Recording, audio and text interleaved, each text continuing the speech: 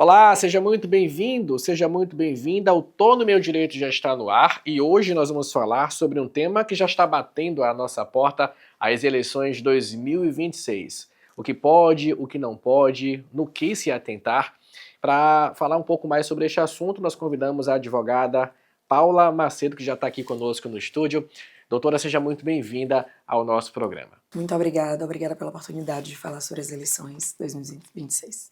Paula, inicialmente explica para quem está nos acompanhando, né, quais são os cargos públicos, né, que serão disputados nas eleições deste ano. Esse ano, as pessoas terão a oportunidade de votar nas urnas para 5 candidatos, que são deputado federal, deputado estadual, 2 senadores, já que são 2 vagas determinadas pela legislação eleitoral e pela Constituição Federal, e governador presidente, com os seus respectivos vices. Alguns cargos são chamados de majoritários e outros de proporcionais, né?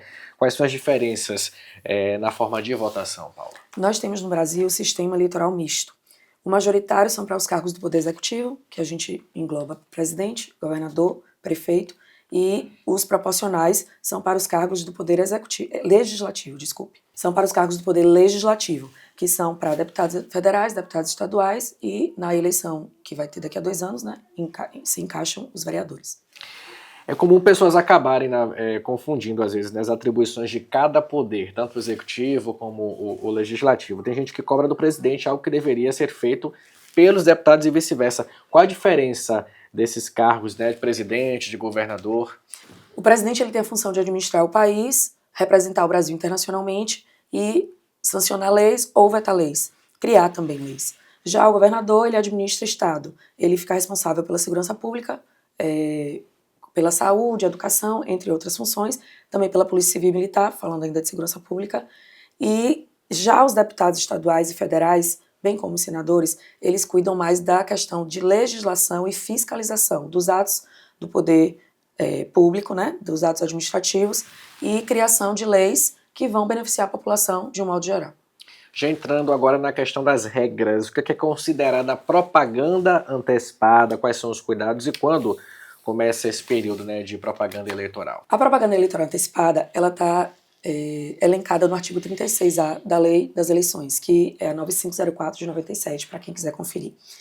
Ela só determina que não pode haver pedido explícito de voto. Então o candidato ele pode fazer menção à sua candidatura, ele pode exaltar suas qualidades pessoais, ele pode elencar determinados atos que ele tenha, caso já seja um político, né, e esteja almejando uma outra candidatura, mas ele não pode fazer pedido explícito de voto. Então a propaganda eleitoral antecipada, por mais que ela seja um motivo de muitas ações judiciais, principalmente nesse período de eleição, sempre vai estar vinculada a isso, não haver pedido explícito de voto. Por isso, inclusive, que os candidatos, as pessoas se denominam pré-candidatas, não é isso? A pré-candidatura é para aquela pessoa que ainda não teve sua candidatura registrada no Tribunal, né, Superior Eleitoral ou no TRE ou no juízo eleitoral. Quando de fato que essa pessoa pode ser considerada, né? A partir daquele momento ali, no caso que é registrada no tribunal, ela já pode ser considerada candidata. A pessoa ela é considerada candidata quando ela tem o seu registro oficial, né, no Tribunal Superior Eleitoral. E aí a gente tem que falar aqui das convenções partidárias, que elas vão ocorrer de 20 de julho, recente agora, né, próximo dia 20 de julho, até 5 de agosto. Esse é o período de convenções partidárias. Partidos, federações, os candidatos vão realizar suas pretensas candidaturas. Depois disso, a gente vai ter 10 dias para haver o registro oficial de candidatura, e aí a partir do dia 16 de agosto, um dia depois do fim desses 10 dias, a gente começa com as propagandas eleitorais partidárias, que a gente costumeiramente vê em rádio, televisão, internet. Aí sim, a gente vê até o dia possível das eleições, 4 de outubro, as propagandas. Existem uma série de restrições, né, como eu falei no início do programa, que começaram a valer a partir do dia 4. Inclusive, para quem trabalha em veículo de comunicação, deve haver um afastamento para quem exerce algum cargo público também, né? Isso, a gente vê que, se a gente observar bem, vários Instagrams, por exemplo, estão já suspensos, né, com seus perfis suspensos, ou com publicações vedadas, arquivadas. porque principalmente Instagrams vinculados à administração pública não podem, nesse período de 5 de julho até a eleição, até 4 de outubro, publicar qualquer coisa, porque vai fazer menção, né, a possíveis candidatos, e isso a gente tem que prezar muito pela igualdade, pela isonomia da candidatura para todos aqueles que almejam concorrer. Existe uma espécie de punição, vamos dizer assim, para quem desobedecer essas regras, essas restrições? Existem as multas, né, as sanções, essas multas podem variar os valores, e aí vão ser determinados, na verdade, por conta da Justiça Eleitoral. Mas tem essas sanções e tem a possibilidade, a depender, de o candidato se tornar inelegível. Ok. A gente vai continuar falando sobre este assunto, eleições de 2026, o que pode, o que não pode, com a doutora Paula Macedo daqui a pouco, após o nosso intervalo.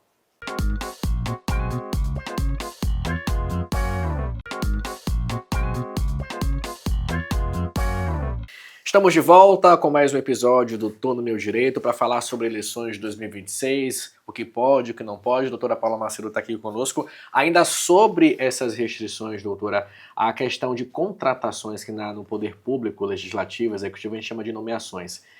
São válidas nesse período? Nesse período, que é o chamado defesa eleitoral, começou no dia 4 de julho, não se pode contratar, admitir, demitir, né, pessoal, principalmente na administração pública, principalmente se o político esteja exercendo o cargo público, ele não pode, né, fazer essas publicações institucionais, dentre uma série de restrições que estão elencadas na lei de eleições, que é a 9504/97.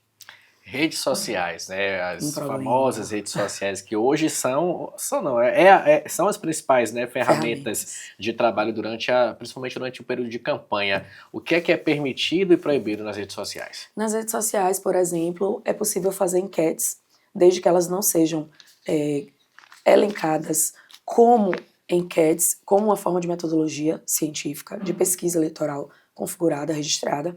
Eles podem fazer publicações que valorizem, mas é aquilo que a gente já falou, não pode haver pedido explícito de voto. Ele pode se valorizar, ele pode elencar as qualidades, as pretensões, né, de exercer o cargo, mas ele não pode fazer um pedido explícito de voto. Então, nas redes sociais, basicamente, tem que ter esse cuidado. E se ele fizesse, a assessoria ali não prestou atenção, o pré-candidato em questão acabou dando essa escorregada aí, o que é que acontece se alguém flagrar? Tem que ter muito cuidado, porque cai nas sanções, né, em multas e em sanções previstas na lei das eleições. Os influenciadores digitais, eles podem fazer as propagandas políticas? Existem regras específicas para esse caso? Eles podem mencionar voto, né, pedido de voto para candidatos, eles podem mencionar candidatos que eles estejam se identificando com o perfil, mas eles não podem ser contratados para fazer menção àqueles candidatos. Eles não podem ser contratados para poder pedir voto àqueles candidatos, porque aí cai na questão da propaganda eleitoral antecipada e cai também na questão da proibição da lei, né? Ou seja, de forma livre, espontânea, ele pode usar a rede social pessoal dele ali para falar, né? Ele vai mencionar porque é uma opinião dele. Aí a gente cai na liberdade de expressão, né, na questão da democracia, que a nossa Constituição prevê. Mas ele não pode ser contratado para fazer essa veiculação pedindo voto para aquele pretenso candidato. E o impulsionamento das publicações ali é permitido? Quem pode pagar por esse tipo de anúncio? Esse tipo de anúncio pode ser feito, sim, mas desde que haja um pagamento por empresas. Ele não pode ser pago por partidos, por federações, por coligações, nem pelo próprio candidato. Então, empresas elas podem impulsionar aquelas postagens, aqueles posts, né, patrocinados, mas eles não podem, esses posts eles não podem ser pagos pelos candidatos, partidos políticos, coligações. Tem que ser por empresas e ter o devido registro, devida fundamentação ali. A gente está acompanhando aí o crescimento no uso, né, da inteligência artificial, o ChatGPT. Esse ano, obviamente, muitas pessoas vão se utilizar, se valer disso, mas nesta eleição já tem alguma restrição para o uso da IA? A IA em 2024, por exemplo, não era falada, né? A gente nem falava sobre o assunto. Então, todo ano que precede uma eleição, por exemplo, em 2025, não houve uma lei que faça uma atualização e que determine tudo que é possível e e impossível para essa eleição de 2026. A IA, ela se enquadrou, foi adaptada na lei que já existia, que foi usada na eleição de 2024, e ela só não pode fazer depreciação de um possível candidato ou ofender. Então, a gente pode usar IA devidamente dizendo ali, conteúdo criado por IA, mas esse conteúdo não pode ofender e não pode depreciar o candidato ou quem quer que seja.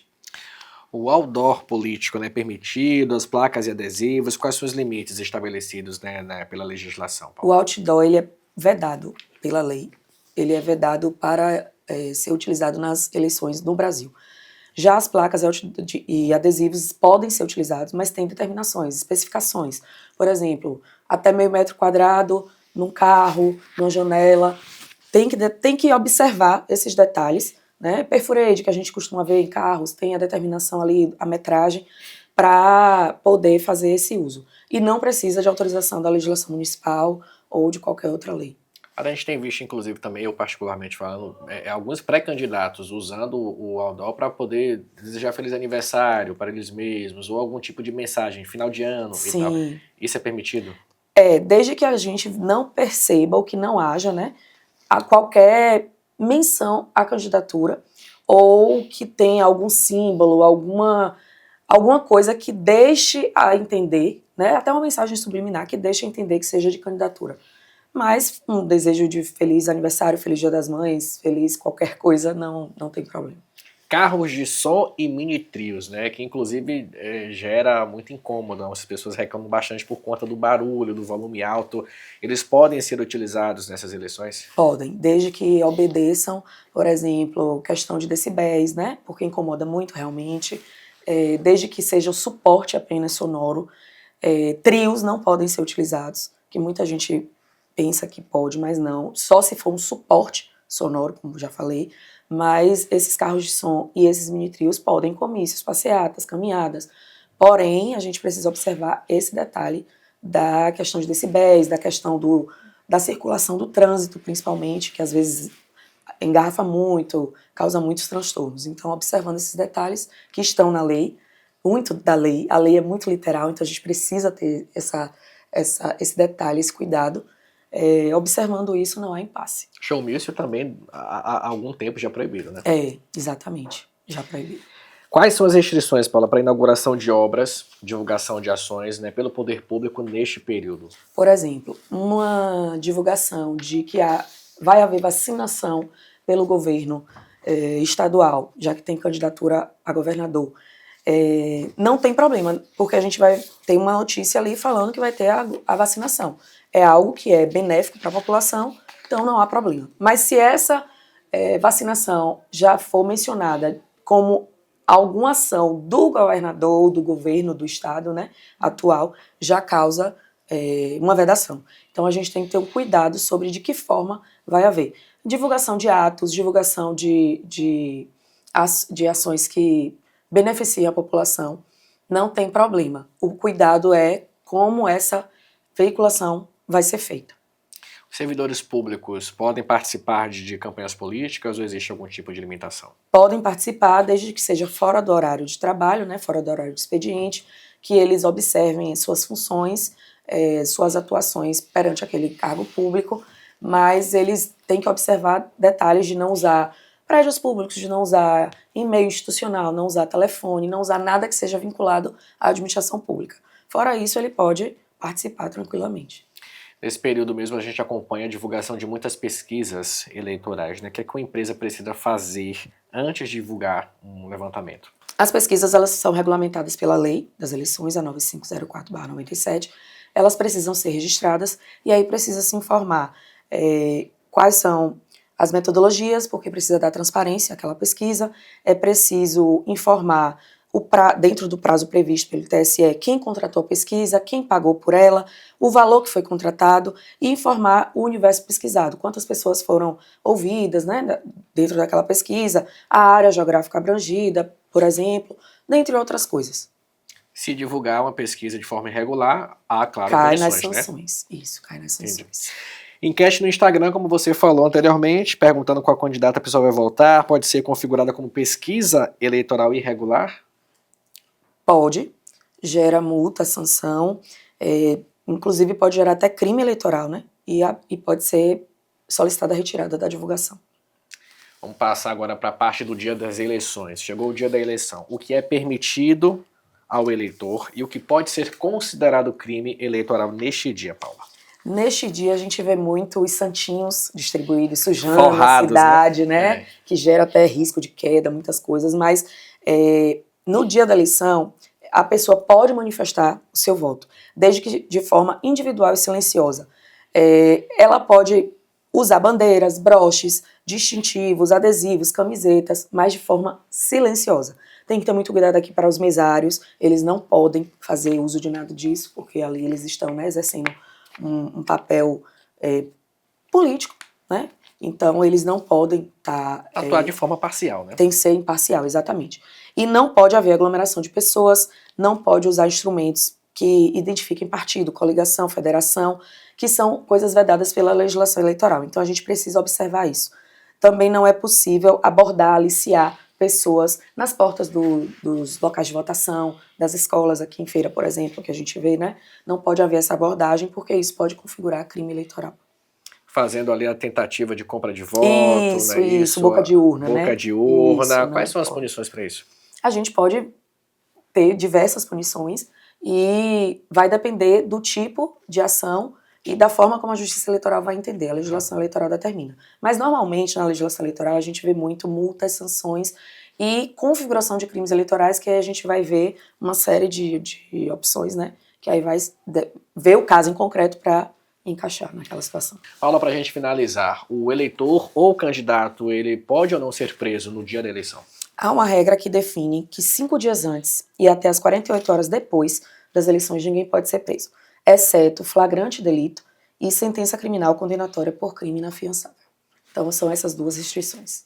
Para a gente agora de fato finalizar, deixa aí as considerações finais para o eleitor que está nos acompanhando agora, os cuidados, né, redobrar as atenções, o político inclusive também, no momento por enquanto pré-candidato e depois oficialmente candidato. Eu sugiro, né, que os políticos, suas assessorias inclusive, tenham muito cuidado com a lei das eleições, que observe as regras para poder não incorrer em crimes, em multas, né, em sanções, em punições, que o candidato também tenha esse cuidado, observe o que ele pode, o que ele não pode fazer, para poder a eleição ser tranquila, para ele poder atuar de forma política correta e que os eleitores eles possam observar muito delicadamente, de forma muito atenta, os planos de governo, as ações que os candidatos pretendem desenvolver, né? As ações que os candidatos pretendem desenvolver para poder escolher de forma correta, de forma justa, né?